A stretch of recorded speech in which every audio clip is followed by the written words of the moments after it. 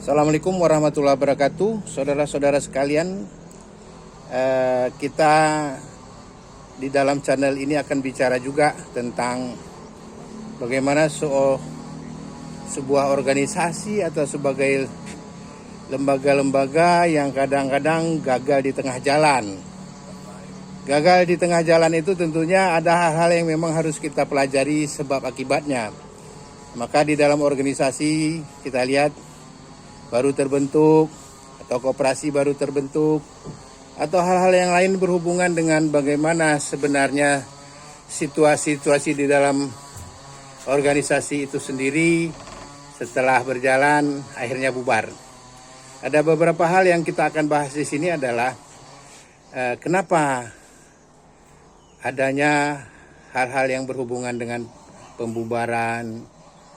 Itu disebabkan pertama biasanya anggota yang bergabung ada yang berkhianat. Khianat di dalam organisasi adalah ketika kita sudah satukan visi dan misi daripada organisasi, ada beberapa daripada anggota kita justru tidak mau menjalankan itu.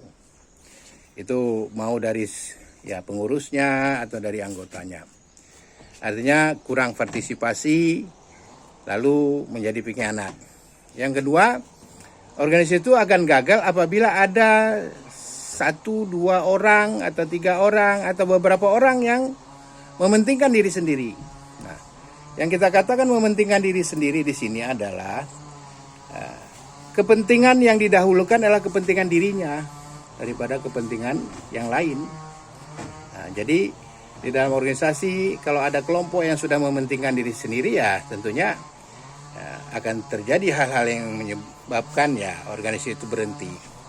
Yang ketiga, ego.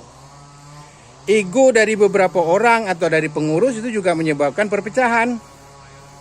Nah, ketika terjadi perpecahan otomatis untuk memperbaikinya sulit. Maka sebelum terjadinya ego yang seperti itu, mari kita harus pelajari diri sendiri tentunya. Kalau di dalam rubrik kita atau channel sebelumnya kita pernah belajar bagaimana ciri-ciri orang ego. Nah, kita ulangi dari persoalan adalah pengkhianatan yang mementingkan diri sendiri dan egois. Yang keempat tentunya tidak mau berpartisipasi penuh. Artinya melepaskan diri dari hal-hal tanggung jawab. Tetapi ketika ada sesuatu yang akan mendapatkan hasil, maka dia akan lebih banyak bicara. Artinya ketika mau berkorban, ini jarang-jarang orang mau berkorban untuk perjuangan. Tapi setelah dapat hasil, ya tentunya dia akan lebih banyak bicara tentang bagaimana hasil itu, tentunya hal-hal yang berhubungan dengan pembagian tentunya. Yang kelima, kita paham bahwa organisasi itu adalah dibentuk sebenarnya karena ada keinginan bersama. Tetapi yang kadang-kadang yang menyebabkan gagalnya itu adalah saling mengungkapkan perbedaan. Perbedaan yang diungkapkan adalah perbedaan yang menyebabkan permusuhan. Dan permusuhan itu tentunya tidak akan selesai apabila satu sama lain tidak satu pun yang mau mengalah. Nah, ini juga karena berhubungan dengan pribadi-pribadi yang tadinya saling mau menyalahkan orang lain. Yang keenam, berebut kekuasaan.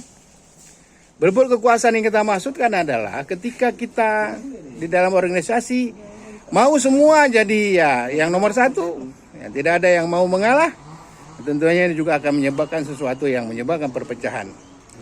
Nah, hal-hal yang beginilah tentunya harus kita hindari bagaimana ke depan supaya organisasi kita mapan.